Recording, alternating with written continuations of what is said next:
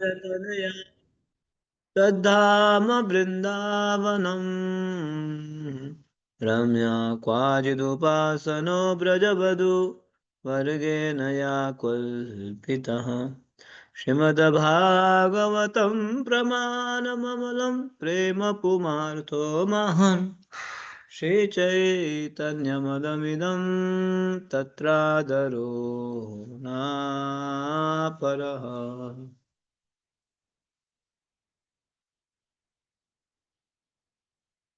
हरे कृष्ण। तो आप सभी वैष्णव भक्तों का हार्दिक स्वागत है इस प्रति दिवस सत्संग कार्यक्रम में। आप सभी लोग समय निकाल के समय पे उपस्थित हुए हैं, धन्यवाद और स्वागत उपस्थित होने के लिए। तो और आपका पुनः स्वागत राधा कुंड श्याम कुंड गिरी गोवर्धन से है, जो ब्रह्मांड में सर्वोत्तम स्थान है, सर्वोच्च स्थान है। इवन ऐसे बताया गया, वैकुंठ से भी ऊंचा बताया गया है। ऐसे स्थान से आपका स्वागत है। तो मैं बार बार बोलता रहता हूँ, हमारे पास तो यहाँ आने के लिए, रहने के लिए मेरे पास तो कुछ भी योग्यता नहीं है, 1% भी नहीं है ना। ये तो केवल ही केवल गुरुजनों के, वैष्णवों के, भक्तों के, श्रील प्रभुपाद जी के असीम कृपा से हम यहाँ के रह पाते। एक एक रात भी पास करना ये कोई छोटी मोटी बात नहीं है यहाँ। तो हम जैसे, जो मुझ जैसे जिनका बस कोई गुण नहीं है, क्षमता नहीं, तो कैसे बात कर पाएंगे, है ना।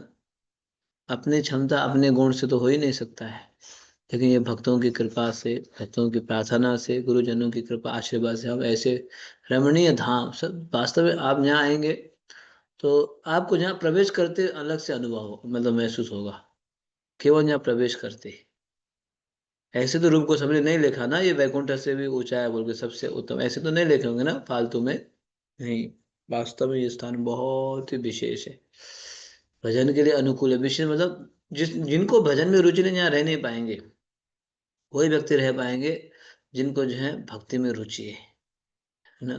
जिनकी जो भक्ति में असीम रुचि है वही रह पाएंगे, नहीं तो यहाँ रह नहीं पाएंगे। उनको आप पैसा दे के भी रख नहीं पाओगे, गायब हो जाएंगे ना। उनको तो बाहर की दुनिया ही अच्छा लगेगा, लेकिन जिनको भक्ति में रुचि है, सेवा में, साधना में, जप में, अध्ययन में, परिक्रमा में, वही रह पाए। तो वास्तव में बहुत ही विशेष स्थान है। तो पिछले कितने दिन से हो रहा है पता नहीं। मैं मंडे को आया, Monday night, day Tuesday, Wednesday, Thursday, Thursday 4 nights तो हो गया, 4 रात्रि तो हो गई, जहाँ बीत गई है ये न तेन प्रकार न। तो ऐसे अवसर मिलते रहे। और भी कार्तिक मास में कई सारे वैष्णव परिक्रमा करते हैं, जहाँ पे डेली हम लोग सुबह उनके साथ परिक्रमा करते हैं। कितना अच्छा है ना। सुबह सुबह उठ के, है ना, स्नान करके फिर पूरे शरीर को कहाँ लगाते हैं, भगवान की परिक्रमा में, गिरिराज जी की परिक्रमा में, भक्तों के साथ। हाँ, इससे अच्छा है ही नहीं, इससे विशेष स्थान है ही नहीं। फिर भी लोग इधर उधर छोड़, इधर उधर जाना चाहते हैं, दूर कधीच दूर काही जाना, हरवत नाही बघ. कहाँ जाना चाहते हैं, दूर देश, दूर देश। पता नहीं दूर, ठीक है, किसी की मजबूरी है, कोई रिश्तेदार रहता है तो जाना पड़ता है, कोई घर वाले रहते तो जाना पड़ता है, अलग बात है ना। तो अलग बात है, लेकिन वास्तव में हम, हमारे यहाँ पे, हमारे भारत में सब कुछ है, सब कुछ, सब कुछ, सब कुछ। हम्म, इसीलिए स्पेशली वृंदावन धाम, गोवर्धन धाम, ऐसे हमें, हमारे विचार होना चाहिए धीरे धीरे हम लोग इधर की ओर सेटल होना चाहिए, ना कि हम और स्थान की ओर, है ना। आपको जहाँ गुरु आदेश देते हैं उसको तो हम उल्लंघन नहीं कर सकते हैं। गुरु के आदेश को तो, मतलब मैं तो ऐसे सोचता हूँ, है ना। गुरु के आदेश को तो हम तो उल्लंघन नहीं, लेकिन गुरु की अनुमति से आना जाना करो धीरे धीरे, है ना। फिर धीरे धीरे अनुमति मिले तो, और जब एक दिन आप रिटायर हो जाएंगे, आप ज़्यादा ट्रैवलिंग नहीं कर पाओगे, ज़्यादा मूवमेंट नहीं कर पाएंगे, तो फिर उस समय तो कर ही सकते हैं, है ना। उस समय तो इसीलिए हालांकि हमें दूर देश जाने के बजाय इधर सेटल होना चाहिए, इधर, इधर, ये ध्यान रखना चाहिए। दूर देश के बजाय इधर। ठीक है, अभी तुरंत नहीं हो सकता है, लेकिन कुछ समय ले लो, है ना, 2 साल, 3 साल, 4 साल, जितना भी लगता है ना, ज्यादा भी नहीं। क्योंकि ऐसे नहीं कि आज का कल सेटल हो जाएगा। और इधर सेटल होना अपनी इच्छा से नहीं होती है, ये भगवान की कृपा से होती है। भगवान, कई सारे लोगों का कितने सारे पैसा है पता है, बहुत सारे पैसा है, लेकिन कहाँ आ पाते हैं, नहीं आ पाते हैं। कहाँ जहाँ सेटल हो, नहीं, यहाँ तो, यहाँ पैसा की बात है नहीं, यहाँ कितना हमारी तीव्र इच्छा है यहाँ रहने की, भक्ति करने की कितनी इच्छा है, फिर भगवान पैसा भी ना हो सब अरेंज कर देंगे। है ना। मैं एक वृंदावन में जानता हूँ, दो डिवोटी है ना। हाँ, दो डिवोटी हैं, दो भक्त हैं, मैं नाम नहीं बताऊंगा, और दोनों मेल फीमेल है वो भी नहीं बताऊंगा, है ना। तो दो डिवोटी हैं, तो उनके पास इतना धनराशि नहीं है। तो उनको बहुत वृंदावन में रहने की इच्छा थी। ओके। तो ये लगभग अभी वो लगभग 15 15 साल से वहाँ रह रहे, 10 15 साल वृंदावन में रह रहे अभी। तो बहुत इच्छा थी, लेकिन इतना वृंदावन में कहाँ होगा, कृष्ण बलराम मंदिर के पास तो बहुत महंगा है ना। एक फ्लैट आपको 1 करोड़ का मिलेगा, कैसे लिया जाए, बेचारे उनके पास तो पैसा नहीं है। तो बहुत इच्छा थी वृंदावन धाम में रह के कृष्ण बलराम मंदिर में सेवा करे, माला बनाए, ये बनाए। तो उनकी बहुत तीव्र इच्छा थी। और दूसरी साइड से एक भक्त जो है, उन्होंने जो है बिल्कुल मंदिर के सामने, हाँ, बहुत बड़ा अपार्टमेंट लिया था, है ना, सोसाइटी में फ्लैट लिया। अब वो दूर में रहते, आ नहीं पाते, है ना। वो आ नहीं पाते हैं, 2 साल में एक बार आ गया, 10 15 दिन के बाद चले जाते हैं। लेकिन उनको उन्होंने खरीद लिया, लेकिन उनको ना ऐसे नहीं छोड़ा था, कोई भक्त रह ले वहाँ, कोई भक्त। तो उनको अच्छे भक्त इस भरे, वो फ्री में दे देंगे, रह लो आप, बस घर को देख रेख करो, रह लो। तो ये जो दो भक्त रहना चाहते थे उनको मिल गए, है ना। तो अभी जो है पिछले 15 साल से बोले ये रह भी रहे, प्लस उनको मंथली पैसा भी भेज देते हैं। मंथली पैसा भी। आप समझ रहे हो कि आप लोगों को ना बिजली का थोड़ा मेंटेनेंस का ये खर्च आप लोगों को है ना, जितना पैसा देखो, देखो, खरीदा उन्होंने, और रह रहे ये लोग आराम से बिंदास होकर पिछले 15 साल से रह रहे हैं, पिछले 15 साल से, और बिल्कुल कृष्ण बलराम मंदिर के सामने। हाँ, तो इसीलिए, और वो धन जिन्होंने खरीदा वो तो 2 साल में एक बार आते, 10 दिन के चले जाते, वो रह नहीं पाते, अब अस्त व्यस्त है अपने काम में। भविष्य में हो सकता है, लेकिन ये लोग तो 15 साल से रह ही रहे। तो इसीलिए मैं तो ऐसे कई सारे लोगों को देखा हूँ, धन होने से नहीं होता है ना, या धन नहीं होने से नहीं होगा, ऐसी बात नहीं है। जिनकी तीव्र इच्छा है वो रह पाए। मैं हर एक परिस्थिति में रह लूंगा, कोई बात नहीं, है ना।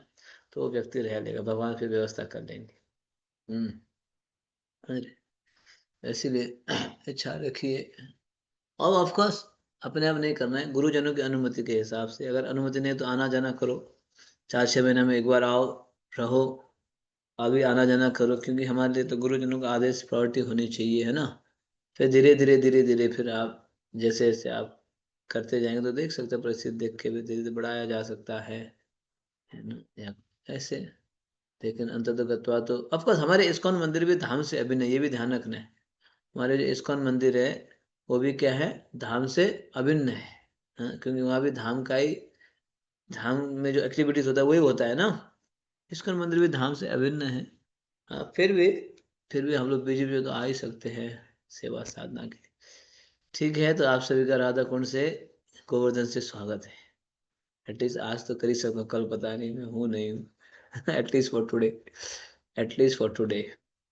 हम्म। ठीक है, आगे बढ़े। आज विशेष तिथि है ना, गोपाष्टमी महामहोत्सव की जय। नमो ब्रह्मण्य देवाय, गो ब्रह्मण्य हिताय च, जगदीताय कृष्णाय गोविंदाय नमो नमः। कृष्ण कैसे हैं? नमः ब्रह्मण्य देवाय।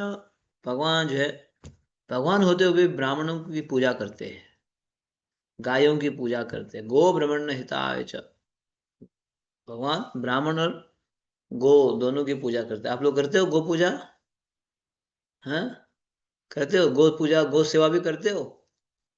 नहीं जी, हम तो सिटी के बन गए, हम तो सिटी के बन गए, हमें गाय ना देख रहा है ना, नहीं देखना हमें गाय, हम सिटी के बन गए।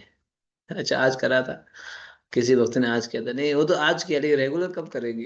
कम से कम उन्होंने तो आज किया, एटलीस्ट, है ना, इन्होंने तो आज किया, लेकिन फिर धीरे धीरे हम लोग रेगुलर गो सेवा कब करेंगे? हाँ, जेवर में गौशाला खोल दिया जाए, हाथ ऊपर करो, सेवा दे देंगे। गौ सेवा, कुछ नहीं करना है, बस गोबर उठाना है। और जो है गौशाला सफाई करनी है, और जो है उनको चारा देना है, चारा देना है, और दूध निकालना है। ठीक है। हाँ, कुछ कुछ वक्त रेडी है, पहले सीख लो, सीख लो। ऐसे नहीं, अनट्रेन लोगों को हमारे ऑफिस में नहीं लेंगे, है ना।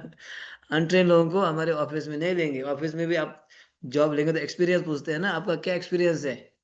तो बोले नहीं मैं तो अभी नया ज्वाइनिंग है, तो जाओ पहले ट्रेनिंग ले लो, 4 महीना ट्रेनिंग ले लो, होता है ना। अभी आप ट्रेनिंग पीरियड में हो, ट्रेनिंग तब जाके ट्रेनिंग होगा तब। लेकिन जिनका ट्रेनिंग है ऑलरेडी उनको तो सेवा मिल जाएगी। हाँ, तो गौ सेवा, ब्राह्मण सेवा, ये सेवा करनी है, क्योंकि भगवान स्वयं कहते हैं नमो ब्रह्मण्य देवाय गो ब्रह्मण्य हिताय च। ब्राह्मण और गायों की भगवान तो सिर्फ पूजा नहीं, सुबह से चलते थे चराने के लिए, शाम को लौट के आते थे। आगे आगे गैया, पीछे पीछे ग्वाल, आगे आगे गैया, पीछे पीछे ग्वाल, बीच में मेरो मदन गोपाल, बीच में मेरो मदन गोपाल। छोटी छोटी गैया, छोटे छोटे ग्वाल, छोटो सो मेरो मदन गोपाल। छोटो सो है ना, ऐसो है, छोटो सो है, छोटो सो मेरो मदन गोपाल। ऐसे गोपाल, गोपाल भगवान का नाम ही गोपाल है। गोपाल मतलब गाय को पालन करने वाले। लेकिन हम लोग तो नहीं चाहते हैं, तो भगवान इसका मतलब हम भगवान से कितना, क्योंकि क्योंकि आप जिस व्यक्ति से प्रेम करोगे, तो उस जो वो जिस व्यक्ति से प्रेम करते हैं, जो प्रेम करेगा वो आपको भी लाइक होना चाहिए। आप समझ रहे हो, समझ रहे हो। क्योंकि वो व्यक्ति जो जो जो चीज प्रेम करता है वो लाइकिंग आपका भी होना चाहिए, ऐसे मैं सोचता हूँ। है ना, ऐसे होना, लाइकिंग होना चाहिए। तो अगर हम भगवान से प्रेम करते हैं, तो जो भगवान लाइक करते हो हमारा भी लाइक होना चाहिए ना, नहीं होना चाहिए, होना चाहिए ना एटलीस्ट। ठीक है, हम सभी इंडिविजुअल है, वो तो बात सही है, लेकिन भगवान का लाइकिंग, हमारा लाइकिंग होना चाहिए, है ना। तो भगवान जो है गौ सेवा करते हैं, तो हमें भी गौ सेवा जरूर करनी चाहिए। अवसर में तो मैं तो बोलता तो हूँ, मैं भी कहाँ कर पाता हूँ। देखते हैं जीवन में धीरे धीरे अगर व्यवस्था बना तो सीख लेंगे। मुझे भी पता नहीं है गौ सेवा, मुझे भी, है ना, ऑनेस्टली मैं बोल रहा हूँ। तो हो सकता है हमारे जीवन में एक दो गाय आ गई तो हम लोग सीख लेंगे वहाँ धीरे धीरे ना, गाय सेवा करना सीखेंगे। मतलब मुझे सुना तो हूँ, बहुत सुना हूँ, लेकिन करेंगे तो 10-15 दिन में हम लोग सीख जाएंगे अच्छा से, है ना। सीख जाना चाहिए 10-15 दिन में, थोड़ा थोड़ा वो तो कर सकते हैं हम, उनके गोबर उठा सकते हैं, गौशाला को अच्छा से सफाई कर सकते हैं। ये तो क्या सीख रहे हैं, ये तो सब जानते हैं ना। तो उसमें जो है अच्छा से सफाई करके पानी वगैरह छिड़क के सब झाड़ू लगा सकते हैं। फिर गाय को हम चारा दे सकते हैं, ये तो कर सकते हैं। हो सकता है थोड़ा दूध दूध वगैरह गाय दोना वो नहीं आता होगा, ये चीज़ें नहीं आ पाएगा, कौन से सीजन में कैसे रखना है ना, ये हमारे पिताजी से सीख लेंगे। है ना, तो पता चलेगा। तो उन लोगों का एक्सपीरियंस उन लोगों से सीख लेंगे। हाँ, तो लेकिन सीखना चाहिए। आप थोड़ा सोचो ना, भगवान स्वयं गोपाल करते हैं, तो हमें नहीं सीखना चाहिए। और आप गौ सेवा करेंगे ना, आपको बहुत ही संतुष्टि मिलेगी, सच में, बहुत ही आपको ना संतुष्टि मिलेगी। गौ सेवा करना, और अपने जो बगीचा में फूल लगाना भगवान के लिए, अलग अलग प्रकार की सब्जी लगाना, किन के लिए, भगवान के लिए, आपको सच में बहुत आनंद आएगा अंदर से। इसी को तो बोलते हैं वर्णाश्रम। प्रभुपाद चाहते थे, अभी हमारा मेरा प्रीचिंग जो है, प्रभुपाद बोलते थे मेरा प्रीचिंग केवल 50% कंप्लीट हुआ है, 50% रह गया। वो क्या है, ये गौशाला खोलना, वर्णाश्रम, सब्जी लगाना अपने खेत में, गेहूं चावल लगाना, है ना, इसको बोलते वर्णाश्रम। फिर अलग अलग लोगों को सेवा में लगाना, हाँ, ये इसको बोलते वर्णाश्रम। वर्ण और आश्रम के हिसाब से सेवा करना, उसमें स्त्री पुरुष सभी सेवा कर सकते हैं। हमारे इस्कॉन में ऐसे हैं, कोई भी व्यक्ति कुछ भी जानता हो ना, हर कला को सेवा में लगा सकता है, हर कला। कोई पेंटिंग जानता है, सेवा में लग जाएगा। कोई जो है खेत वगैरह करना जानता है, उसको वो सेवा में लग जाएगा। कोई जो ड्राइविंग जानता है वो सेवा में लग जाएगा। ऐसे कोई नहीं सेवा में नहीं लगेगा। कोई अकाउंटिंग जानता है, सेवा में लग जाएगा। कोई बैंकिंग जानता है, सेवा में लग जाएगा, है ना। हर व्यक्ति सेवा में लग सकता है, हर व्यक्ति हर कला, कोई सफाई अच्छा से जानता है, सेवा में लग जाएगा। कोई कुकिंग जानता है, लग जाएगा। बताओ, सभी व्यक्ति कुछ ना कुछ तो जानता होगा ना, कुछ ना कुछ तो उसके पास कला है, कुछ ना कुछ। कोई गाना जानता है, सेवा में लग जाएगा। कोई बजाना जानता है, सेवा में लग जाएगा। तो इसीलिए हमें जो है ये वर्णाश्रम धर्म भी लगाना चाहिए धीरे धीरे। खेत वगैरह करना, है ना, सब्जी उगाना, फूल लगाना, गौ सेवा करके जो गाय से दूध निकलेगी ना, वो दूध भगवान की सेवा में लगेगा। अच्छा नहीं है, उसी में व्यस्त रहो, कितना अच्छा है। ऐसे लोग सोचते ही नहीं, लोग सोचते हैं एडवांस जाना है, देश विदेश जाना है, ये खरीदना है, वो खरीदना है, ये लेना है, उसी में व्यस्त है। कभी सोचते हैं अभी सिंपल लाइफस्टाइल लेके भगवान की सेवा करना है तो हम अंदर से कितना संतुष्ट रहेंगे, ये तो कभी कोई प्लानिंग करता ही नहीं है। ठीक है, अपने अपने हिसाब से है ना। कि आगे बढ़ते हैं, तो आज गोपाष्टमी है इसीलिए मैं थोड़ा बता रहा हूँ।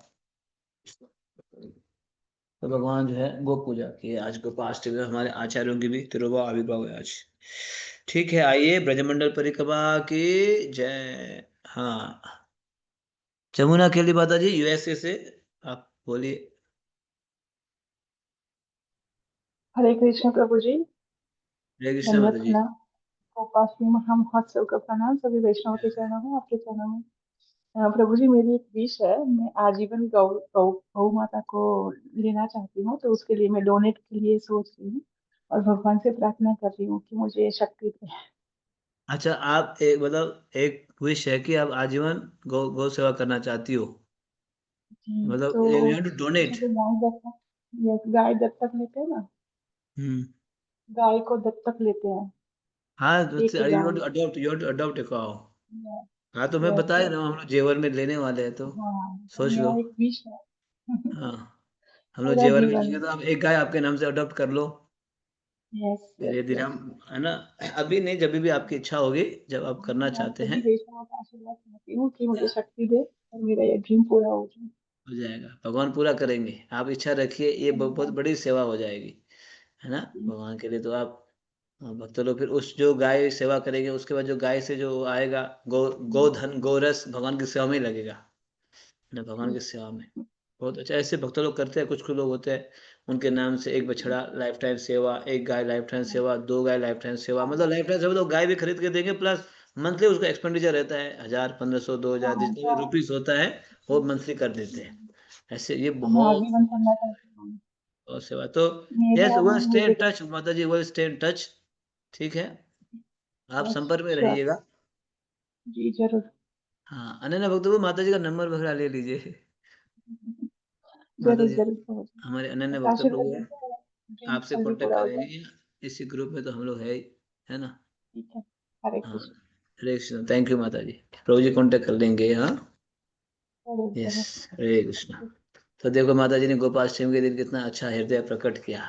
ऐसे हम देखो, हम पर्सनली नहीं कर पाते ना, तो एटलीस्ट जो करते हैं उनको सपोर्ट करना चाहिए, ये भी तो एक सेवा ही तो है। ठीक है, कोई कोई जगह, कोई कोई भक्त लोग ऐसी जगह पे फ्लैट में रहते हैं, तो गाय लेके तो नहीं रख सकते हैं फ्लैट में, है ना। किसी के घर में जो सिटी में होता है तो रख नहीं रख सकते हैं। तो एटलीस्ट हम सेवा करना चाहते हैं, हमारे ओर से जो है, हम जो मेहनत करेंगे उसका फल जो है गौ सेवा के लिए लगाएंगे, थोड़ा बहुत जितना हमसे हो पाता है ना, 0.5% ऐसे, ये भी एक बहुत सुंदर सेवा है, ये भी सुंदर सेवा है। हम्म। थैंक यू, तो इसलिए आप लोग भी सोचिए, हाँ, तो गौ सेवा जरूर प्लान कीजिएगा। आज गोपाष्टमी है। ठीक है, हम चलते हैं गोपाष्टमी के दिन, 24वां दिन, मार्च से मानसरोवर। मार्च से मानसरोवर है, देखो आज मानसरोवर में हम जाएंगे, राधा कृष्ण की सुंदर तस्वीर है यहाँ पे। भगवान मना रहे श्रीमती राधा ने, राधा ने बोले नहीं देखना है आपको, नहीं देखना है ऐसे। आपने चुन्नी से कवर कर लिया फेस को, देखा, फेस को कवर कर लिया ना। तो भगवान बोले नहीं, रोको तो सही, इधर तो देखो, ऐसे भगवान बोल रहे हैं ना, इधर देखो। शिव नहीं नहीं, हाथ से मना कर देना इसे, देखो एक हाथ से मना कर दे, नहीं देखनी आप, से बोले नहीं देखना है ऐसे करके। लेकिन भगवान बोले नहीं, थोड़ा रुको, इधर देखो। भगवान बोले इधर देखो। तो ये अध्याय पढ़ेंगे, मान सर्व मनाने मनाने वाला अध्याय। यस। हरे कृष्णा प्रभु जी, दंडवत प्रणाम। हरे कृष्ण। 24वां दिन, मार्च से मानसरोवर। आज का गंतव्य है मानसरोवर। सामान्य दिनों की तरह आज हमें अधिक नहीं चलना है, इसलिए हम आरामदायक गति से चलने लगे। सर्द हवा बह रही है, हमारा कीर्तन जीवंत है और हमारा उत्साह संक्रामक। भोर होते ही ब्रजवासी अपने दैनिक कार्य करते दिखाई देने लगे और गांव के बच्चे आनंद पूर्वक तालियां बजाते हुए नाचने गाने लगे। मार्ग से दक्षिण पश्चिम दिशा में कुछ किलोमीटर दूर जाने के बाद हम प्रमुख सड़क से दाएं मुड़े और लक्ष्मी देवी मंदिर की ओर जाने लगे। यह मंदिर बेलवन में यमुना तट पर स्थित है। तो परिक्रमा में कभी कभार तो बहुत चलना पड़ता है, लेकिन कभी कभार बहुत कम भी होता है। तो दोनों हैं, है ना, क्योंकि कभी कवर करना होता है ना, तो 20 25 30 किलोमीटर चलना होता है। जैसे गिरिराज की परिक्रमा हुई है ना, 23 24 किलोमीटर। जैसे डीग से उधर इधर चले जो है बद्रीनाथ की ओर, तो कभी का ज्यादा होता है, लेकिन कभी का बिल्कुल 7 8 किलोमीटर ही होता है। तो फिर श्रवण कीर्तन ज्यादा होता है, कथा वगैरह ज्यादा होते हुए करते हैं। तो आज हमारा कम है। हम कहाँ से जा रहे हैं आज? मार्च से मानसरोवर। मार्च से मानसरोवर हम प्रस्थान करेंगे। तो धीरे धीरे भोर होने लगा, सूर्य उदित हो रहा है। बच्चे जो है ब्रजवासी बच्चे राधे राधे बोल रहे हैं, सबको विदा भी कर रहे हैं राधे राधे बोल के। तो करते हुए हम लोग मार्च से निकल पड़े। तो रास्ता में बेलवन भी दिखाई देगा, बेलवन। बेलवन का दर्शन करते हुए हम लोग आगे बढ़ेंगे, ठीक है। तो बेलवन भी एक वन, 12 वन में से एक वन है। बेलवन का, बेलवन की लीला सुनिए। यस। बेलवन, बिल्व वन। बेलवन व्रज के 12 वनों में से 10वां है और यमुना तट पर स्थित है। जिस स्थान से हम अभी आए हैं वह माठ भद्र वन में है। बेलवन को श्रीवन भी कहते हैं क्योंकि यही लक्ष्मी देवी भगवान की रासलीला में प्रवेश पाने के लिए तपस्या कर रही हैं। कृष्ण, बलराम एवं ग्वाल बाल इस वन में बेल फलों से खेलने तथा उन्हें खाने आया करते। जब हम यहाँ पहुंचे तो सूरज ऊपर चढ़ रहा था। हाथ जोड़े खड़ी लक्ष्मी देवी को प्रणाम करके हम प्रातःकालीन कथा के लिए मंदिर प्रांगण में बैठ गए। आज के अतिथि वक्ता हैं गौर कृष्ण प्रभु। वे राधा गोविंद स्वामी के शिष्य एवं भागवत विद्वान तथा पटु वक्ता रहे। वे हिंदी में कथा कहते और हम उसका अंग्रेजी, बंगाली एवं रूसी में अनुवाद करते। आश्चर्य तो यह है कि तपस्या करने के बाद भी लक्ष्मी देवी की इच्छा अपूर्ण रही। चैतन्य चरितामृत के मध्य लीला में इस विषय पर एक रोचक चर्चा का वर्णन आता है। श्री चैतन्य महाप्रभु की दक्षिण भारत यात्रा के दौरान चातुर्मास पड़ा और उन्होंने वे 4 महीने श्री रंगम में श्री वेंकट भट्ट के घर बिताए। उस समय उन दोनों के बीच मैत्री का ऐसा मधुर संबंध बना कि कई बार वे एक दूसरे के साथ हंसी विनोद किया करते। तो इतना चर्चा कर लेते हैं थोड़ा। तो आप सुन रहे हो, बेलवन जो है वृंदावन के 12 वनों में से कौन सा है? 10वां वन, 10वां। तो ऑलमोस्ट हम धीरे धीरे सब कवर कर रहे हैं, बस एक दो वन ही रह गया है ना। 10वां वन में हम लोग पहुंच गए, बेलवन। और यहाँ जो है दो लीलाएं मुख्य रूप से। लक्ष्मी देवी तपस्या कर रही है, तो लक्ष्मी देवी आज भी तपस्या कर रही है। क्यों कर रही है आप सुनेंगे अभी। आज भी बेलवन में लक्ष्मी देवी तपस्या कर रही है, तब से कर रही है। और दूसरी लीला क्या है यहाँ? कृष्ण बलराम यहाँ पे ग्वाल बाल अपने ग्वाल बाल के साथ बेल फलों से खेलते थे यहाँ पे। खाते थे और खेलते भी थे ना। हम्म खाने आया करते थे, खेलने के लिए आया करते थे, इसलिए बेल वन। दूसरा नाम है बिल्वा वन। तो देखा यहाँ लक्ष्मी जी का तस्वीर है।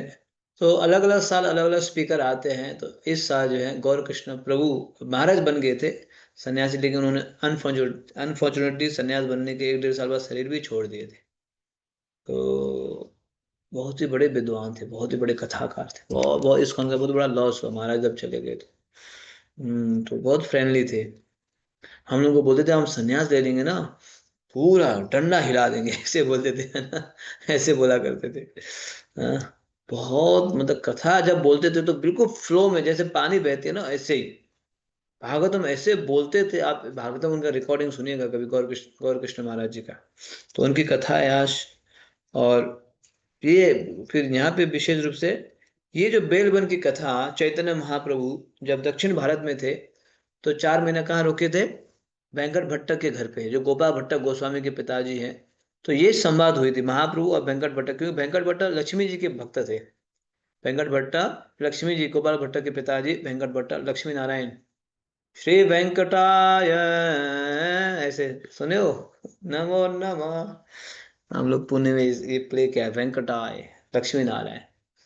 जो श्री रंगम में ना, रंगनाथ है, रंगनाथ, रंगनाथ जी। तो वेंकट भट्ट लक्ष्मी नारायण के भक्त थे। अब महाप्रभु इनको बात छड़ेंगे, देख लेना कैसे बात छड़ेगा, ध्यान से सुनो। महाप्रभु जो है इनको किस प्रकार से बोलेंगे। पूछेंगे आप लक्ष्मी जी की पूजा करते हो, लेकिन आपकी लक्ष्मी तो आज भी तपस्या कर रही है, क्यों रासलीला में प्रवेश नहीं कर पाई है? ऐसे प्रश्न करेंगे। सुनो, पढ़ो। वेंकट भट्ट निष्ठावान श्री वैष्णव थे और भक्ति भाव से लक्ष्मी नारायण की आराधना किया करते। ये जानते हुए एक दिन महाप्रभु ने विनोद में उनसे पूछा कि भगवान नारायण की पत्नी लक्ष्मी देवी संपूर्ण जगत में परम पतिव्रता मानी जाती हैं। फिर क्यों वह बैकुंठ का ऐश्वर्य त्याग कर गाय चराने वाले भगवान श्री कृष्ण का संग करना चाहती हैं? श्री चैतन्य महाप्रभु ने कालिया नाग की पत्नियों द्वारा श्रीमद् भागवतम में कहा गया एक श्लोक उद्धृत किया। तस्यानुभावोऽस्य न देव विद्महे तवाङ्घ्रिग्रणे घ्रणेनुस्पाशाधिकार यद्वाञ्छया श्रीललनाचरत्तपो विहाय कामानुसुचिरं धृतव्रता। हे भगवान, हम नहीं जानती कि कालिया नाग को किस प्रकार आपके चरण कमलों की रज स्पर्श होने का सौभाग्य प्राप्त हुआ है। इसे प्राप्त करने के लिए श्री लक्ष्मी देवी ने अपनी अन्य समस्त इच्छाएं त्याग कर कठिन व्रत लिए और चिरकाल तक तपस्या की। वेंकट भट्ट ने उत्तर दिया कि लक्ष्मी जी जानती हैं कि भगवान विष्णु की अपेक्षा भगवान कृष्ण की लीलाएं अधिक मधुर एवं रोमांचकारी हैं, और चूंकि भगवान कृष्ण एवं भगवान नारायण अभिन्न हैं, इसलिए कृष्ण के प्रति उनका आकर्षण उनके पातिव्रत्य का भंग नहीं करता। इतना चर्चा कर लेते हैं। आप सुन रहे हो, चैतन्य महाप्रभु वेंकट भक्त के बीच में वार्तालाप हो रहा है। तो महाप्रभु बोल रहे हैं आपकी आपकी जो है आपकी आरांगिनी आराध्य जो है श्री लक्ष्मी जी तो ऐश्वर्य से भरी है। लक्ष्मी देवी संपूर्ण जगत में परम प्रतिभा है, मानी जाती है। फिर भी क्यों वैकुंठ का ऐश्वर्य त्याग कर ये जो हमारा ग्वाला है ना, ग्वाला हमारा ग्वाला है ना, ग्वाला ग्वाला के संग क्यों चाहती है, ग्वाला के पास रासलीला में क्यों प्रवेश करना चाहती है, गाय चराने वाले भगवान श्री कृष्ण का संग करना चाहती है क्यों? चैतन्य में ऐसे प्रश्न करते हैं। ये तो बहुत ही लक्ष्मी, मतलब आप सोचिए, लक्ष्मी ऐश्वर्य में रहती है, प्रतिव्रता है ना, उनके पास इतने सारे ऐश्वर्य, लेकिन ये तो हमारे तो ग्वाला है, गाय चराता है, जंगल में रहता है, कोई इसका ठिकाना ही नहीं है ना। ऐसे जिसके ठिकाना उसके साथ क्यों है मतलब संग करना चाहती है, क्या कारण है? ऐसे प्रश्न किया गया। हम्म। उधर देखो, कालिया नाग की पत्नी ने क्या क्या तपस्या की थी। या ऐसे कालिया नाग की पत्नियां बोलते, कालिया ने क्या तपस्या किया था, फिर भी उसके जो है फण के ऊपर, सिर के ऊपर भगवान ने नृत्य किया, कितना वो सौभाग्यशाली है। लेकिन यहाँ पे तो लक्ष्मी जी तो तपस्या भी कर रही है, फिर भी नहीं हो रहा है। हम्म। तो वेंकट भट्ट बोलते हैं क्योंकि लक्ष्मी जी जानती है कि भगवान विष्णु की अपेक्षा भगवान कृष्ण की लीलाएं अधिक मधुर है। क्या जानती है? भगवान विष्णु से तुलना किए तो कृष्ण की लीलाएं मधुर है, और वो जानती जो है विष्णु और कृष्ण अभिन्न है, तो इसलिए रासलीला में भाग लेना चाहती है, संग करना चाहती है, ऐसे बोलते हैं। अब चैतन्य महाप्रभु बोलेंगे थोड़ी देर में, आगे पढ़िए। वेंकट भट्ट को पुनः उकसाते हुए श्री चैतन्य महाप्रभु बोले, निश्चित ही उनमें कोई दोष नहीं है, परंतु हमने ग्रंथों से सुना है कि वह रासलीला में प्रवेश नहीं कर पाएंगे। मूर्तिमान वेदों को रासलीला में प्रवेश प्राप्त हो गया, परंतु लक्ष्मी देवी को नहीं। क्या आप बता सकते हैं कि ऐसा क्यों? वेंकट भट्ट निरुत्तर थे, इसलिए उन्होंने स्पष्टीकरण के लिए नम्रता पूर्वक महाप्रभु से निवेदन किया। महाप्रभु ने कहा, भगवान श्री कृष्ण के चरण कमलों को केवल ब्रजवासियों के चरण चिन्हों का अनुगमन करके प्राप्त किया जा सकता है। ब्रजवासियों की भक्ति कृष्ण को सर्वाधिक प्रिय है, क्योंकि ब्रजवासी श्री कृष्ण को पूर्ण पुरुषोत्तम भगवान नहीं, वरन केवल नंद महाराज का पुत्र मानते हैं। वे कई बार कृष्ण को उखल से बांध देते हैं और कई बार खेल में उनके कंधों पर चढ़ जाते हैं। मूर्तिमान वेदों ने इस पद्धति का पालन किया और ब्रज में गोपी रूप में जन्म लेकर रासलीला में प्रवेश किया। दूसरी ओर लक्ष्मी देवी श्री कृष्ण के साथ रासलीला तो करना चाहती थी, परंतु साथ ही वे अपने लक्ष्मी पद को भी बनाए रखना चाहती थी। उन्होंने ब्रज गोपियों के चरण चिन्हों का अनुगमन नहीं किया। वस्तुतः शिला व्यास देव स्वयं घोषणा करते हैं कि गोपियों के अतिरिक्त अन्य किसी देह में रासलीला में प्रवेश नहीं किया जा सकता। इसलिए प्रिय वेंकट लक्ष्मी देवी असफल रही। तत्पश्चात महाप्रभु ने भगवान श्री कृष्ण तथा उनकी आराधना की सर्वोच्चता स्थापित की। तब वेंकट भट्ट को प्रसन्न करने के लिए अंत में उन्होंने कहा कि जिस प्रकार भगवान कृष्ण तथा भगवान नारायण अभिन्न हैं, उसी प्रकार लक्ष्मी देवी तथा गोपियों में भी कोई भेद नहीं है। इस प्रकार लक्ष्मी देवी गोपियों के माध्यम से श्री कृष्ण का संग करती हैं। यह सुनकर वेंकट भट्ट की मिथ्या धारणाएं दूर हुई और उन्होंने महाप्रभु के चरण कमलों का पूर्ण आश्रय स्वीकार किया। इतना चर्चा कर लेते हैं। तो आप सुन रहे हो, इस प्रकार से चैतन्य महाप्रभु ने प्रश्न किया। तो लक्ष्मी जी है, पतिव्रता है, उनको क्यों जो है राष्ट्र में प्रवेश नहीं मिला है ना, ये प्रश्न किया। तो फिर उन्होंने बताया, जो मैंने अभी बताया था आपको, वेंकट भट्ट ने, कि वो जानती है कृष्ण और विष्णु में अभिन्न है, कृष्ण लीला मधुर है इसीलिए। तो फिर आगे बात बढ़ाते हैं, महाप्रभु उकसाते हैं वेंकट भट्ट को कि निश्चित ही उनमें कोई दोष नहीं है, परंतु हमने, उन्हें दोष नहीं है तो हमने सुना है कि वो राष्ट्र में प्रवेश नहीं कर पाई। क्यों, क्या कारण है? लक्ष्मी जी राष्ट्र में प्रवेश क्यों क्यों नहीं कर, ये बताओ हे वेंकट भट्ट दी, क्यों प्रवेश नहीं कर पाई? आई तो थी बेलवन में राष्ट्र में प्रवेश करने के लिए, क्यों नहीं कर पाए? तो फिर वेंकट भट्ट अंत बोले, मुझे पता नहीं प्रभु। वो क्या हो गए, निरुत्तर हो गए, उनको पता ही नहीं था, उनको उत्तर ही पता नहीं था। तब महाप्रभु बताते हैं कि सुनो, ये महत्वपूर्ण है। चैतन्य में बताते हैं कि भगवान श्री कृष्ण के चरण कमलों को केवल ब्रजवासियों के चरण चिन्हों का अनुगमन करके प्राप्त किया जा सकता है। हाँ? भगवान श्री कृष्ण के चरण चिन्ह कैसे प्राप्त करेंगे? पर किया भावे जहाँ ब्रजेते प्रचार, पर किया भाव में ब्रजवासियों के चरण चिन्हों पे चलना है। हमारे लिए सबसे बड़े ब्रजवासी कौन है? जगत गुरु शिल प्रभुपाद की जय। शिल प्रभुपाद सबसे बड़े ब्रजवासी है, उनके चरण चिन्हों में चलना होगा, तब आगे हम क्या कर पाएंगे? भगवान के जो है लीला में, लीला को दर्शन कर पाएंगे, प्रवेश कर पाएंगे। तो यहाँ बोल रहे कि ब्रजवासी की भक्ति कृष्ण को सर्वाधिक प्रिय है, क्योंकि वो ब्रजवासी कृष्ण को पूर्ण कृष्ण भगवान नहीं वरन केवल नंद महाराज का पुत्र मानते हैं। ये तो नंद महाराज के पुत्र है, जो गोपियां उनको मानते हैं ये हमारे जो है हमारे प्रियतम है। मैया मानते ये हमारा पुत्र है। ग्वाल बाल मानते ये हमारा सखा है। हम्म, और भक्तगण मानते ये हमारे स्वामी है। इस प्रकार से ब्रज भाव के माध्यम से हम सेवा करेंगे, तब जाके भगवान की लीला में प्रवेश कर पाएंगे। लेकिन लक्ष्मी जी क्या किए? लक्ष्मी देवी श्री कृष्ण के साथ रासलीला तो करना चाहती थी, परंतु साथ ही वे अपने लक्ष्मी पद को भी बनाए रखना चाहती थी। मैं ऐसी हूँ, वैसी हूँ, मेरे पास ये उपाधि है, डेजिग्नेशन है, मैं इस जाति की हूँ, ये होता है ना अपना, मैं इस जो है जेंडर का हूँ, मैं जो है इस रंग का हूँ, मेरे पास ये उपाधि है। ये सब चलता रहता है। नहीं, भगवान की प्राप्ति के लिए हम्म, कोई ये सब जरूरत नहीं है। वैसे देखा जाए जाति से रावण तो ब्राह्मण था, हरिदास ठाकुर मुसलमान परिवार में थे, पूजनीय कौन बने?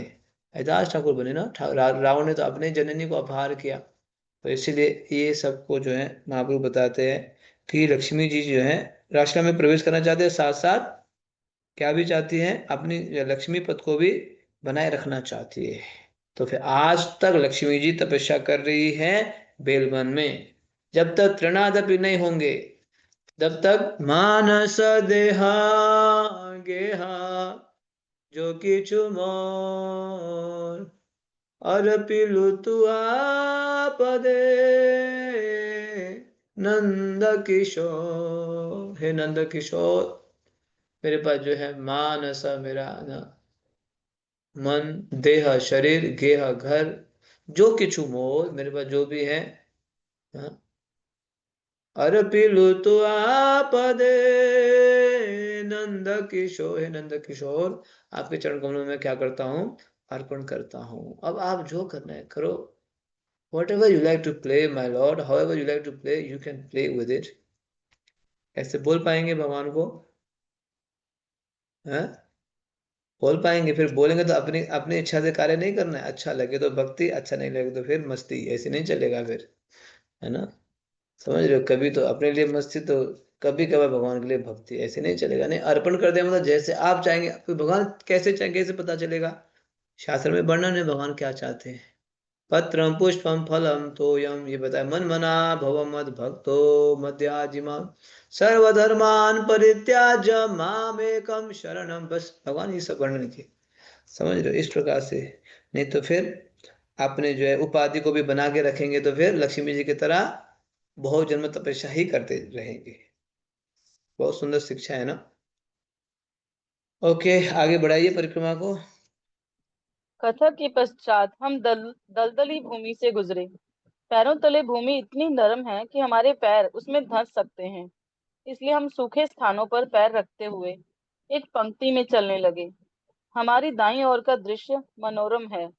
पास ही यमुना के उस पार पंचक्रोशी वृंदावन है, वही स्थान जहाँ से हमने परिक्रमा आरंभ की थी। यहाँ से हमें मदन मोहन मंदिर एवं अन्य मंदिरों के गुंबद स्पष्ट दिख रहे हैं और हम केशी घाट भी देख सकते हैं। कालिया हृदय यहाँ से अधिक दूर नहीं है। शीघ्र ही हम उस खेत में पहुंचे जहाँ अग्रिम दल ने हमारे नाश्ते की व्यवस्था की है। मानसरोवर यहाँ से पास ही है, परंतु हम प्रयास करेंगे कि धीमी गति से ही वहां पहुंचे, जिससे अग्रिम दल के कार्यों में बाधा न आए। उन्हें हमारे खेमे लगाने एवं अन्य व्यवस्थाएं करने के लिए पर्याप्त समय चाहिए।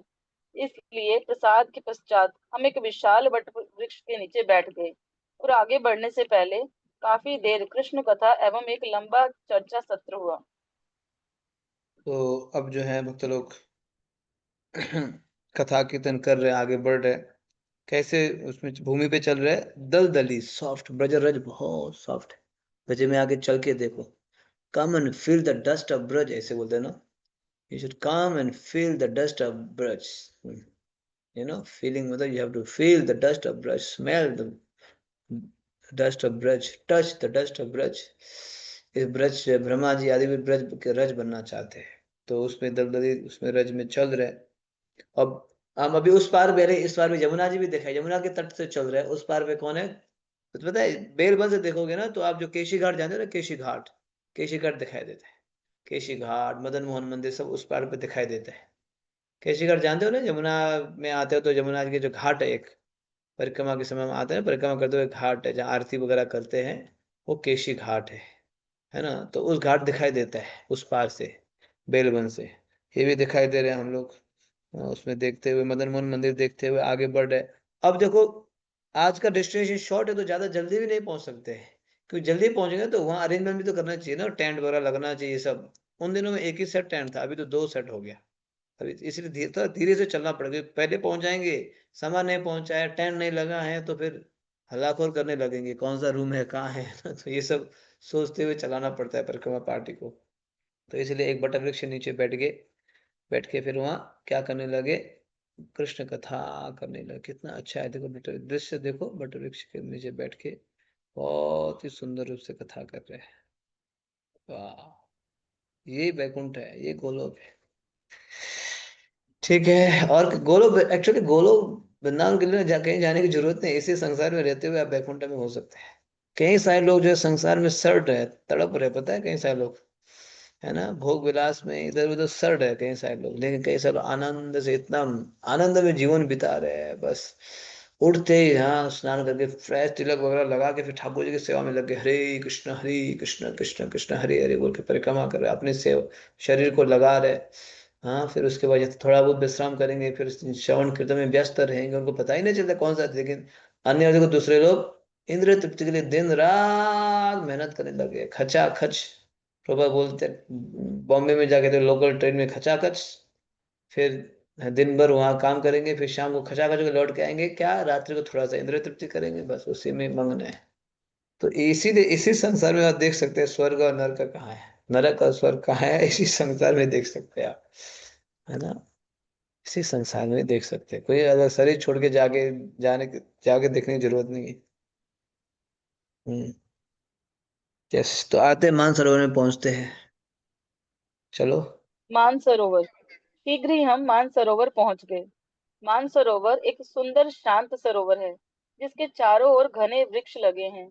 यहाँ श्रीमती राधा रानी का एक मंदिर भी है। भक्तों ने अपना सामान लिया और स्नान करने एवं कपड़े धोने के लिए पास ही स्थित एक हैंडपंप पर आए। क्योंकि आज की यात्रा अधिक लंबी नहीं थी, इसलिए हम अधिक नहीं थके। कुछ भक्त तरोताजा होने के लिए मानसरोवर में तैरने लगे। दोपहर में प्रसाद के पश्चात हम और अधिक कृष्ण कथा के लिए एकत्र हुए। इस बार हमने श्रीमती राधा रानी के मान पर चर्चा की। क्योंकि इसी से स्थान का नाम मानसरोवर पड़ा। मान का सरल अर्थ है नाराज होना या रूठ जाना। समय समय पर श्रीमती राधा रानी श्री कृष्ण के प्रति दिव्य मान का प्रदर्शन करती, विशेष रूप से तब जब श्री कृष्ण उनकी उपेक्षा करके चंद्रावली एवं अन्य गोपियों का संग करते। जब श्रीमती राधा रानी इस भाव का प्रदर्शन करती हैं, तो वह माननी कहलाती हैं। इस संबंध में श्रील प्रभुपाद की रचनाओं से उस घटना को उद्धृत करते हैं जिसमें श्रीमती राधा रानी रूठ गई और अत्यंत कठिनाई के बाद ही श्री कृष्ण उन्हें मनाने में सफल हो पाए। मान अथवा क्रोध के विषय में गीत गोविंद में निम्नलिखित प्रसंग मिलता है। जब श्रीमती राधा रानी ने कृष्ण को अन्य अनेक गोपियों के संग देखा, तो अपनी विशिष्ट ख्याति को मंद होता देखकर उन्हें जलन होने लगी। इसलिए वह तुरंत वहां से चली गई और ऐसे पुष्प कुंज में पहुंची जहाँ काले भंवरे गुंजन कर रहे थे। तब स्वयं को लताओं के पीछे छिपाकर वह अपनी एक प्रिय सखी के सम्मुख अपना दुख सुनाने लगी। जब श्री कृष्ण ने देखा कि श्रीमती राधा रानी वहां नहीं है, तो वह अन्य गोपियों को छोड़कर राधा रानी की खोज करने लगे। उन्हें राधा रानी कहीं नहीं मिली और अंततः उन्होंने यमुना तट पर स्थित एक कुंज में प्रवेश किया। अपने व्यवहार पर ग्लानि व्यक्त करते हुए वह राधा रानी से विरह पर शोक करने लगे। कुछ ही देर में श्रीमती राधा रानी की एक सखी कृष्ण के पास आई और उनसे विरह में दुखी अपनी स्वामिनी की स्थिति का वर्णन करने लगी। सखी बोली, राधिका बस रोती जा रही है और आपके स्मरण में तल्लीन है। पीड़ा इतनी तीव्र हो गई आवाज कट हो रहा है। पीड़ा इतनी तीव्र हो गई है कि वह हाँ कठिनाई पढ़े। से अपने प्राणों को धारण कर पा रही है। उनकी पीड़ा इतनी तीव्र हो गई है कि वह कठिनाई से अपने प्राणों को धारण कर पा रही है। अब आवश्यकता पड़ी मध्यस्थता करने की। कृष्ण ने तुरंत उस सखी को संदेश देकर भेजा कि राधा रानी के विरह में वे कितने पीड़ित हैं। इतना ही नहीं, सखी ने श्रीमती राधा रानी को सूचना दी कि कृष्ण उत्सुकता पूर्वक कुंज में उनकी प्रतीक्षा कर रहे हैं और वे यथाशीघ्र जाकर कृष्ण से भेंट करें। परंतु वहां जाने के बजाय श्रीमती राधा रानी लताओं के एक सुंदर कुंज में प्रविष्ट हो गई। तब उन्होंने अपनी सखी को अपने प्रियतम श्याम के पास यह संदेश देकर भेजा कि वह उस कुंज में कृष्ण की प्रतीक्षा कर रही है और वे वहां आकर उनसे मिल लें। सखी ने कृष्ण से कहा, हे गोपीनाथ, आपकी किशोरी प्रत्येक स्थान एवं प्रत्येक वस्तु में आपको देख रही है। भ्रमित हो वे काले अंधकार को अपने प्रिय श्याम सुंदर समझकर उसका आलिंगन कर लेती हैं। आपके विरह में उनका शरीर तप रहा है और वे पगला गई हैं। हे माधव, कृपया देर न करें। परंतु कृष्ण को पहुंचने में देर हो गई। वस्तुतः श्रीमती राधा रानी ने रोते एवं शोक करते हुए उनकी प्रतीक्षा में पूरी रात बिता दी। उन्हें संदेह होने लगा कि कदाचित किसी अन्य गोपी के साथ भोग में व्यस्त होने के कारण कृष्ण उनके कुंज में नहीं आए हैं। इस विचार से उनका विप्रलंब भाव प्रज्वलित हो अपनी सीमाएं पार करने लगा। अगले दिन प्रातः श्याम सुंदर कुंज में आए। वे राधा के चरणों पर गिरकर क्षमा याचना करने लगे, परंतु श्रीमती राधा रानी ने उन्हें कठोर वचनों में डांटा और अपने विरोधी के साथ संबंध बनाने का आरोप लगाया। उन्होंने कहा, कृष्ण, तुम्हारे शरीर के साथ तुम्हारा मन भी काला है, क्योंकि तुमने एक सच्चे प्रेमी को धोखा दिया है। उस गोपी के पैरों पर लगा लाल आलता स्पष्ट तुम्हारे वक्षस्थल पर दिखाई दे रहा है। हाय, उसके प्रति तुम्हारा आकर्षण अब स्पष्ट हो गया है। चले जाओ, मीठी बातें बनाना बंद करो, यहाँ से चले जाओ।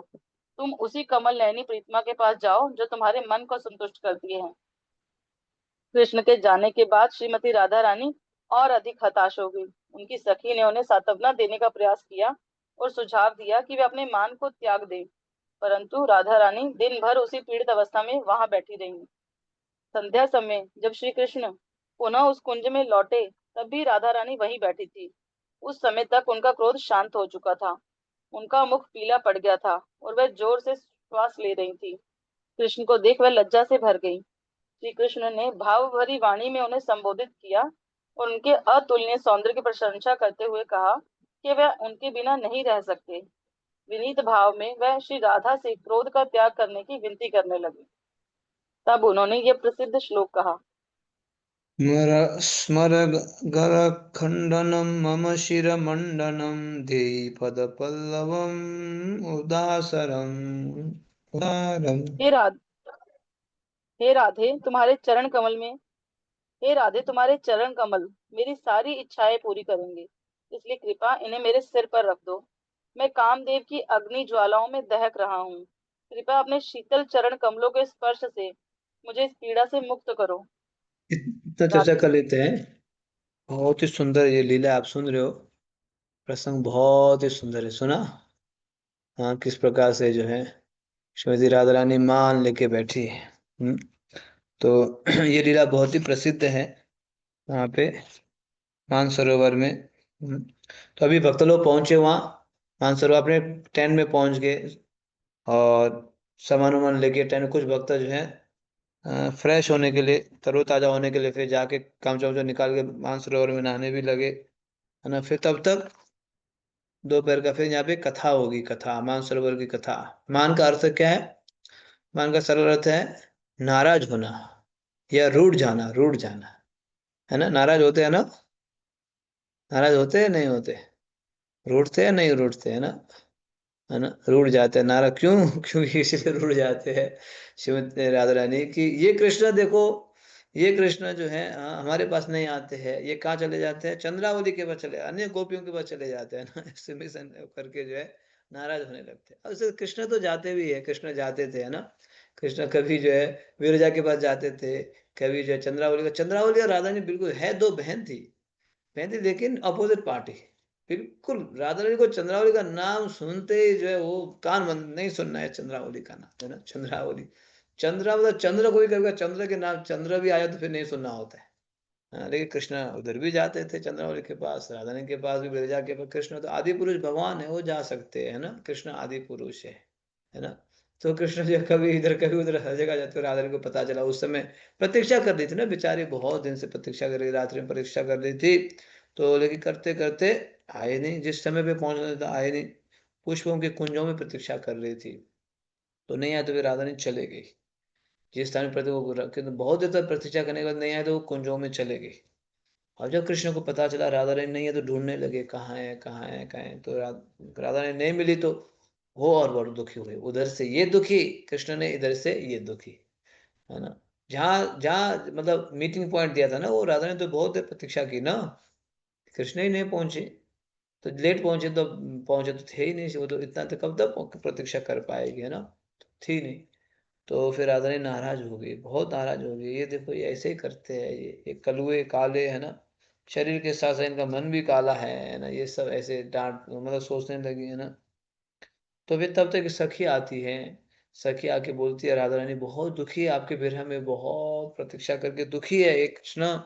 तो कृष्ण बोले मैं भी तो दुखी हूँ, है ना। तो उन राधा को बोलो ना मिलने के लिए, मैं तो तैयार हूँ मिलने के लिए। तो ठीक है, ठीक है, हम उनको संदेश देंगे, तो आप इस कुंज में आ जाना इतने बजे, है ना। तो वे टाइम दे, तब भी कृष्ण लेट पहुंचे देखो। सेकंड टाइम में लेट पहुंचे तो राधा और नाराज नहीं होगी। चलो फर्स्ट टाइम तो हो गया, दोनों दुखी थे, सेकंड टाइम में लेट पहुंचे तो फिर राधा ने फिर और नाराज हो गई ना।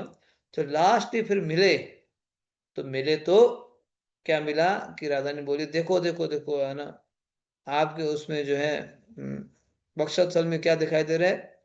उन गोपियों के जो है चरण में लगा हुआ अलता।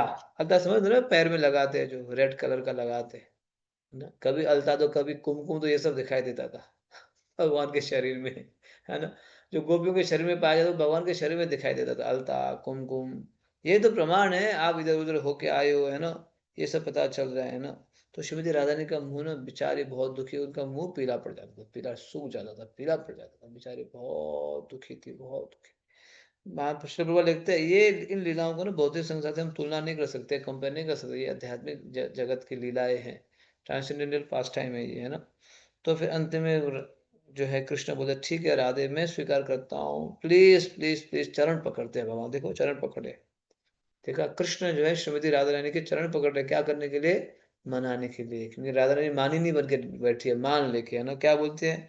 स्मर गला खंडनम मम शिरसि मंडनम देहि पद पल्लवम उदारम। हे राधे, सुनो क्या बोले, हे राधे, तुम्हारे चरण कमल में मेरी सारी इच्छाएं पूरी करेगी। भगवान बोल रहे, भगवान ये बात भक्त नहीं बोल रहे, भगवान बोले, हे राधे, तुम्हारा जो चरण कमल ना मेरी सारी इच्छा को पूरी करेगी, इसीलिए कृपया इन्हें मेरे सिर पर रख दो, है ना। यहाँ पे शिरसि मंडनम, मेरे सिर पर रख दो राधे, रख दो। हाँ? मैं जो है व्याकुल हूँ, कामदेव के अग्नि ज्वालाओं में दहक रहा हूँ। कृष्ण के पास भौतिक कामना, ये भी ध्यान रखिए, बार बार बोल रहा हूँ, है ना, भौतिक कामनाएं नहीं है, ये उनकी विरह लीला है। तो भगवान ने स्वयं क्या किया, श्रीमती राधा रानी के चरणों को दबाया राधा रानी को मनाने के लिए। राधा रानी बहुत हट लेके बैठी, नहीं, आपको बहुत प्रतीक्षा की, आप नहीं आए, और दोबारा आपको टाइम दिया फिर भी नहीं आए, थर्ड टाइम आए तो आपके जो है ये सब चीजें मुझे दिखाई दे, ये सब, है ना, अल्ताफ वगैरह ये सब आपके उसमें जो दिखाई दिया, आप चंद्रावली के पास क्यों जाते हो, क्या है मुझ में क्या कमी है ना। इस प्रकार से राधा रानी मनाया करती थी, श्रीमती राधा रानी, है ना। हम्म। तो फिर इस भगवान तत्वगता उनके चरण पकड़ लेते, मैं आपके विरह में रह नहीं पाऊंगा राधे, तुम्हारे विरह में रह नहीं पाऊंगा, प्लीज दूर मत जाओ। और राधा रानी भी यही बोलती थी, प्रभु राधा रानी भी कहाँ रह पाती थी, हालांकि मान तो ले लेती थी, है ना, नाराज हो पाती थी, लेकिन उनको भी बहुत मुश्किल पड़ जाता था, बहुत मुश्किल बेचारी, दिन रात देखो, जब मुंह रात को नहीं सो पाती थी, उनका मुंह जो है पूरा पीला पड़ जाता था, है ना, और सूख जाता था, तो वो भी विरह में रह नहीं पाती थी, प्रतीक्षा करते हो, तो अंदर तो भगवान चरण पकड़ के मना रहे। ये तो आगे पढ़िए। रात्रि होने हाँ। तक कृष्ण ने श्रीमती राधा रानी को पूरी तरह उनका मान त्यागने के लिए मना लिया। तब दिव्य युगल मूर्ति ने आकर्षक परिधान पहने और एक अलग कुंज में मिलने की तैयारी करने लगे। राधा रानी इस मिलन के लिए सज रही थी और उनकी दक्ष सखियां अपनी बातों से उनके मिलन की उत्कंठा को बढ़ाने लगी। अंततः इस प्रकार मान लीला समाप्त हुई और राधा कृष्ण पुनः एक होकर कुंज में अपनी गुह्यम लीलाओं का रसास्वादन करने तो लगे। आपने सुना, तो अंत तो गत्ता भगवान ने चरण वरण पकड़ के मसाज करके अंत तो गत्ता क्या कर लिया, मना ही लिया, है ना। हाँ, मना ही लिया। सच में उन्होंने हृदय से मनाया, ऐसे नहीं कि बस टाइम पास के लिए बनाया है, नहीं, उन्होंने हृदय से बनाया, है ना। राधे प्लीज, आपको तुम्हारे बिना मैं रह ही नहीं सकता हूँ। और राधा रानी भी नहीं रह पाती थी, तो बनाया फिर उनके लिए, फिर मिलन के लिए एक कुंज को अरेंज किया, ओके ठीक है, सब रेडी हो गया, माइंड सेट हो गया, एक कुंज अरेंज किया मिलने के लिए। फिर राधा कृष्ण वहां पे मिले। और श्रीमती राधा में बहुत ही सज धज के मिलने के लिए चलेगी। इस प्रकार से ये मान लीला हुई है, मान लीला। लेकिन अभी सुनो, यह महत्वपूर्ण बात आएगा कि इस मान लीला से संबंधित। हाँ जी। मानसरोवर के मार्ग में एक इमारत है। कई अवसरों पर मैं इसके भीतर गया हूँ और वहां श्रीमती राधा रानी के चरण पकड़े श्री कृष्ण का सुंदर चित्र देखा है। स्वयं को बार बार ये स्मरण दिलाना आवश्यक है कि जब तक हम अपनी भौतिक आसक्तियों से मुक्त होकर पर्याप्त रूप से शुद्ध नहीं हो जाते, तब तक हम राधा कृष्ण की इन लीलाओं की गहराई में जाने का प्रयास ना करें, अन्यथा हमारा आध्यात्मिक जीवन कठिनाई में पड़ जाएगा। ये गुह्यम लीलाएं कृष्ण भक्ति का चरम शिखर है और हमें चाहिए कि हम इन्हें अत्यंत सम्मान पूर्वक शिरोधार्य करें। सामान्यतः हम अपरिपक्व अवस्था में उन विषयों पर चिंतन चर्चा करने लगते हैं जिसके लिए हम अभी तक योग्य नहीं हैं। हमें सदैव इस खतरे का स्मरण रखना है। हम्म। तो ये जो है, अब हमारे भक्त लोग जो है ये सब मान लीला का के बारे में सुने, दर्शन किए, वहाँ वहाँ जो है राधा रानी जो है मान ही नहीं भर के बैठे, वो भी दर्शन करते हैं। तो यहाँ लिखा गया इन लीलाओं को जो हमें नकल नहीं करना चाहिए, है ना। क्यों, यहाँ क्या लिखा गया है, जब तक हम अपनी भौतिक आसक्तियों से मुक्त होकर पर्याप्त रूप से शुद्ध नहीं हो जाते, तब तक हम राधा कृष्ण की इन लीलाओं की गहराई में जाने का प्रयास न करें, है ना। अच्छा, राधा कृष्ण भी तो करते थे, चलो हम भी करेंगे इसी प्रकार से, है ना। नहीं नहीं नहीं, नहीं नहीं नहीं नहीं। चलो, कृष्ण भी अनेक गोपियों में लीला करते थे, हम भी कर लेंगे, नहीं कर सकते। भगवान भगवान को नकल नहीं कर सकते, भगवान कुछ भी कर सकते, भगवान गिरिराज जी उठा सकते हैं, हम लोग उठा सकते हैं। भगवान जो है कालिया के साथ लीला कर सकते हैं, हम लोग एक सांप देखे तो उछल जाएंगे, भाग जाएंगे, छिपकली देखे तो जो दरवाजा बंद कर लेंगे। तो क्या भगवान से क्यों तुलना करना, नहीं कर सकते, नहीं कर सकते। आपको एक चीज बताता हूँ, यहाँ भी वर्णन नहीं है। जब भगवान ने ये जो आपने लिखा ना, ये श्लोक अभी मैंने पढ़ा था, स्मर गल खंडनम मम शिर मंडनम, ये जयदेव गोस्वामी ने लिखा है, जयदेव गोस्वामी। जयदेव गोस्वामी मायापुर में चंपाहाटी बोल की जगह है, हम लोग गए थे, आपको याद होगा, वहां पे लिखे थे। तो इसको बोलते हैं गीत गोविंद। गीत गोविंद बोलते हैं, गीत गोविंद। तो जो गीत गोविंद लिख रहे थे, मान लीला के बारे में लिख रहे थे अपने पुस्तक में। जब गीत गोविंद ये प्रसंग आया कि भगवान श्री कृष्ण राधा रानी को मनाने के लिए चरण स्पर्श किए थे, ये बात आई तो वो लिख नहीं पाए। जयदेव गोस्वामी नहीं, हो नहीं सकता है। भगवान कैसे चरण स्पर्श कर सकते हैं ना। भगवान है त्रिलोकीनाथ है, उसने हमने क्या कर दिया, अपने कलम को नीचे रख दिया, चलो मैं मेरे से अभी लिखा नहीं जाएगा। तब तक वो अपने पैन को नीचे रखे स्नान करने के लिए चले गए। कौन? जयदेव गोस्वामी। उनकी पत्नी का नाम है पद्मावती। तब स्नान करने के लिए गए, कुछ देर बाद हाँ, एक व्यक्ति जो है मतलब जयदेव कुछ देर बाद 5 मिनट बाद ही दोबारा आए। स्नान करने वाले व्यक्ति इतना जल्दी क्यों आ गया ना। चलो आगे, अंदर अंदर गए, अपने रूम में गए, है ना। अपने रूम में जाके कुछ देर लिखे भी, उन्होंने लिखा, अपने ग्रंथों में कुछ ऐड किया। अब पद्मावती ने उनको बैठा के खिलाया भी, खिलाया पिलाया, उसके बाद चले गए। ये जान के 5 मिनट बाद फिर जयदेव आ गए, बोले मुझे, हाँ मैं स्नान करके आ गया हूँ, भोजन दो। पद्मावती बोलती है, क्या भोजन? हाँ भोजन दो। अभी तो आप आए थे। क्या? अभी आप आए थे ना, आके रूम के अंदर गए थे, आप कुछ लिख भी रहे थे, उसका मैंने आपको भोजन भी कराया, फिर आप बाहर के थे, कुछ रह गया बोल के, वो कौन था फिर?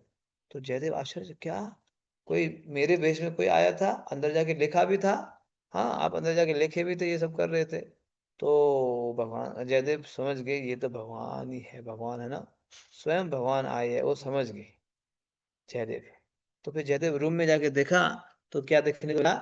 जो लिख नहीं पा रहे थे ना, कि भगवान जो है श्रीमती राधा रानी के चरण स्पर्श करते हैं, उसको लिख के गए। हाँ यस, भगवान चरण स्पर्श करते हैं, ये इसमें ये श्लोक ऐड कर दे, यस मैं स्पर्श करता हूँ श्रीमती राधा रानी को मनाने के लिए। ये भगवान ने स्वयं लिखा है इस बात को। तो जयदेव आश्चर्यचकित हो गए, पद्मावती तुम कितने भाग्यशाली हो, तुमने भगवान का दर्शन किया, भगवान को खिलाया भी, और भगवान ने स्वयं आके लिख के चले गए। देखा, तो भगवान ऐसे मनाते हैं। भगवान की दिव्य लीलाएं हैं। हाँ, ये दिव्य लीलाएं हैं राधा कृष्ण। इस संसार में तो केवल रिफ्लेक्शन है, लेकिन राधा कृष्ण के बीच में वास्तव में होता है एक दूसरे के साथ स्नेह प्रेम, है ना, प्रेम। लेकिन ऑफ कोर्स इस भौतिक संसार में इसको हम नकल नहीं कर सकते हैं। यस, तो अब सुनिए, स्नान के बारे में सुनिए यहाँ पे। गर्ग संहिता में मानसरोवर पर हुई एक अन्य मधुर लीला का वर्णन आता है। महान संत आसुरी मुनि ने राधा कृष्ण के दिव्य स्वरूपों पर ध्यान करते हुए नारद पर्वत पर तपस्या की थी। एक दिन राधा कृष्ण उनकी आंतरिक ध्यानावस्था से अदृश्य हो गए। मुनि अत्यंत निराश एवं चिंतित होकर चारों दिशाओं में भगवान को खोजने लगे। वे बद्रिकाश्रम गए, क्षीर सागर में स्थित श्वेत द्वीप गए, बैकुंठ गए और यहाँ तक कि गोलोक भी गए, परंतु उनके सारे प्रयास विफल रहे। गोलोक में भगवान के गोप मित्रों ने उन्हें सूचना दी कि भगवान इस समय बौद्धिक जगत में गए हैं और वहां वामन देव एवं कृष्ण गर्भ रूप में अवतार लिया है। आसुरी मुनि दौड़कर यहाँ पहुंचे, परंतु यहाँ भी कहीं उन्हें कृष्ण दिखाई नहीं दिए। तीव्र विरह का अनुभव करते हुए आसुरी मुनि अंततः कैलाश पर्वत पर शिवजी के धाम पहुंचे। शिवजी ने प्रेम पूर्वक उनका स्वागत किया और उनकी निराशा भरी कहानी सुनकर उन्हें सूचना दी कि इस समय भगवान वृंदावन में अपनी रासलीला की तैयारी कर रहे हैं। शिवजी ने कहा कि वे स्वयं रासलीला के दर्शन के लिए जा रहे हैं और यदि मुनि चाहे तो उनके साथ चल सकते हैं। किंतु वहां पहुंचने पर इन दो महान भक्तों को रास स्थली में प्रवेश की अनुमति नहीं मिली। द्वारपालिकाओं ने कहा, हमारे जैसी लाखों द्वारपालिकाएं वृंदावन में सर्वत्र फैली हैं। श्री कृष्ण ने रास स्थली का पहरा देने के लिए हमें नियुक्त किया है। इस रासलीला में श्री कृष्ण ही एकमात्र पुरुष हैं। उनके अतिरिक्त यहाँ केवल गोपियां हैं। हे मुनिवर, यदि आप भगवान श्री कृष्ण के दर्शन करना चाहते हैं तो पहले मानसरोवर में स्नान करके आइए, तब आप गोपी बन जाएंगे और कदाचित आपको प्रवेश मिल सकेगा। तब भगवान शिव एवं आसुरी मुनि ने गोपी का रूप प्राप्त करने के लिए मानसरोवर में स्नान किया। इस प्रकार वे रास मंडल में प्रवेश कर सके, जहां उन्होंने भगवान एवं उनकी नित्य संगिनियों के साथ अद्भुत रासलीला के दर्शन किए और उनकी स्तुति की। इस प्रकार उनके हृदय आनंद से भर उठे। ये और एक लीला है, आप सुन रहे हो, मानसरोवर में स्नान करने की लीला। कौन से मुनि थे? आसुरी मुनि। हाँ, आसुरी मुनि तपस्या कर रहे थे, साधना कर रहे थे। तो तपस्या करते करते उनके हृदय के अंदर वो राधा कृष्ण को दर्शन कर रहे थे, है ना, हृदय के अंदर। तो अचानक हृदय के अंदर दर्शन, तपस्या में तप में दर्शन करे तो अचानक अदृश्य हो गए। तो फिर ढूंढने लगे, कहाँ है राधा कृष्ण, अभी तो मेरे हृदय के अंदर थे, दर्शन दे रहे थे, लेकिन अभी अचानक कहाँ अदृश्य हो गए। तो ढूंढने लगे ये। कौन ढूंढने लगे? आसुरी मुनि। बद्रिकानाथ गए, बद्रिकाश्रम गए, क्षीर सागर में गए, श्वेतद्वीप गए, बैकुंठ गए, इत्यादि ढूंढ रहे थे। तो अंत तो मतलब गोलोक में चले गए। कहाँ है भगवान? जिन भगवान को मैं हृदय में देख रहा था वो कहाँ अदृश्य हो गए। तो बोले भगवान तो अभी जो है मृत्यु लोक में रासलीला में गए, जाओ रासलीला में वही वही मिलेंगे, है ना। तो तब तक जाने के प्रयास करे तो शिव जी बोले मैं भी जा रहा हूँ, चलो दोनों मिलके जाते हैं। आसुरी मुनि और शिव जी रासलीला में प्रवेश करने के लिए आ गए, वृंदावन में।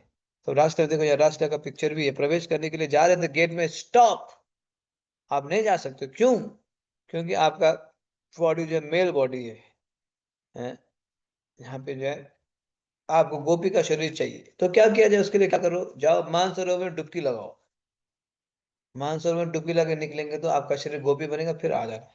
तो दोनों गए, डुबकी लगाए, डुबकी लगा निकले तो शिव जी और जो है, हाँ, आसुरी मुनि, कौन उनका शरीर क्या बन गया? गोपी का शरीर। फिर आके राष्ट्र में प्रवेश कर पाए। तो हम भी जब स्नान करते तो भक्तों को बोलते हैं अब निकलेंगे तो ध्यान रखना, है ना। शरीर जो है गोपी का शरीर ना बन जाए। लेकिन गोपी का शरीर तो नहीं बनेगा, लेकिन गोपी के शरीर का भाव को लेना पड़ेगा। भाव, भाव, गोपी का भाव क्या है? सेवा भाव, है ना। तो ये दोनों फिर रासलीला में प्रवेश, इसलिए आज भी वृंदावन में शिव जी है गोपेश्वर। उनको साड़ी वगैरह भी पहनाया जाता है शिव जी को, साड़ी वगैरह, है ना, सिंदूर वगैरह, कंगन वगैरह, ये सब ऑफर किया जाता है क्योंकि शिव जी वृंदावन में गोपेश्वर के रूप में विराजमान है। ये आज भी दर्शन किया जाता है वृंदावन में। तो ये भाव है मानसरोवर का। Yes, last question. वृंदावन के गोपेश्वर महादेव मंदिर में हम गोपी रूप में भगवान शिव के दर्शन कर सकते हैं। प्रातः समय वे अपने सामान्य शिवलिंग रूप में होते हैं और दोपहर समय वे गोपी वेश धारण करते हैं। गोपेश्वर महादेव ब्रजधाम के 4 क्षेत्रपालों में से एक हैं। वरिष्ठ वैष्णवों द्वारा कथा कहे जाने के बाद हमने अपना नियमित सायंकालीन कार्यक्रम आरंभ किया। संध्या आरती, दामोदर अष्टक एवं नाटिका। आज हमने कृष्ण को एक गोपी के घर से माखन चुराते देखा। ब्रजमंडल परिक्रमा में अब केवल 6 दिन शेष हैं। भक्तगण अपने मन में ये विचार भी लाना पसंद नहीं कर रहे। पश्चिमी देशों के भक्त मुझसे कह रहे हैं कि वे पुनः पाश्चात्य जीवन में प्रवेश नहीं करना चाहते।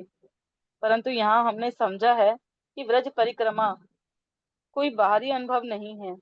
यदि हम अपने हृदय को पवित्र बना सकें और श्री श्री राधा कृष्ण के चरण कमलों की भक्ति में एक निष्ठ हो सकें, तो वृंदावन विश्व के किसी भी कोने में हमारे साथ जाएगा। हो सकता है कि कुछ भक्त ब्रज को अपने हृदय में स्थापित करने के अयोग्य समझे, परंतु यदि कोई एक बार ब्रजमंडल परिक्रमा करता है तो श्री कृष्ण के पवित्र धाम की मधुर स्मृतियां उसके जीवन में ऐसी छाप छोड़ेंगी कि वह कभी ब्रज को भुला नहीं पाएगा। हरे कृष्ण। हरे कृष्ण।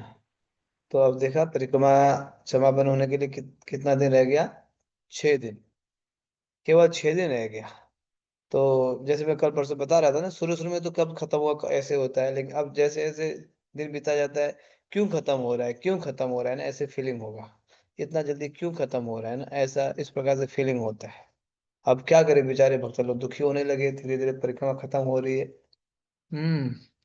तो फिर स्पेशली जो देश विदेश के भक्त है, विदेश से आए हो तो और दुखी होने लगे, हमें जो अपना देश लौटना है, वहाँ का फिर ये चीजें जो हम देख रहे रोज देखते हैं वही चीजें फिर हमें परेशान करेगा। बेचारे बहुत दुखी हो रहे थे। तो अब अंतिम दिन तो रोते भी हैं चलो, बिल्कुल बेचारे रोक नहीं पाते, क्योंकि 1 महीना साथ में रहे ना, साथ में राजस्थान में रहे, सुख दुख साथ में सहते हुए, तो बहुत दुखी हो जाते हैं। लेकिन हमारा जी क्या लगता है, यदि हम अपने हृदय को पवित्र बना सके और श्री राधा कृष्ण के चरण